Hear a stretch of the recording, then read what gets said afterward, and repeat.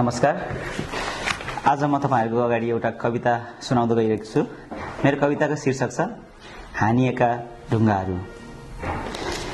तिमीले हानेका ढुङ्गाहरू बटुलेर एक एक तिमी नै हिँड्ने बाटोको खाल्डोहरू पुरिदिएको छु।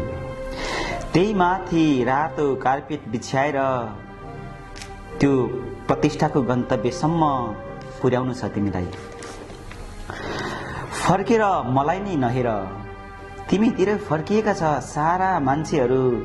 नअकमकाऊ मलाई सोचेर, के को अप्ठ्यारो भो ढुङ्गाकै पर्खालसँग। समयले गट्टा खेल्दै रहेछ तिमीसँग, समयले गट्टा खेल्दै रहेछ तिमीसँग। अफसोच म आइपुगे र ढुङ्गा पाएँ। ती ढुङ्गाको बाटोहरू बनाए, तिमी नै हिँड्यौ त्यही बाटो मैसँग। हिँडे सारा दुनियाँ खेर गएन हृदयहीन पत्थरहरू। खेर गएन हृदयहीन पत्थर, बाटोको छाती र खाल्डोको मुटु भएर बसेको छ।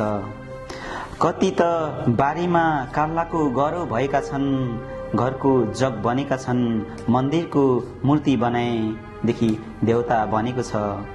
तिमीले हानेको ढुङ्गा मात्र थिएन, त्यसैलाई मैले सजाएँ, ढुङ्गे ढारा बनाएँ। केही बाँकी राखेको छु, केही बाँकी राखेको छु जीवनको उत्तरार्धमा। बनाउनु छ ढुङ्गाको चिहान चौतारा र अमर ढुङ्गाको समाधि।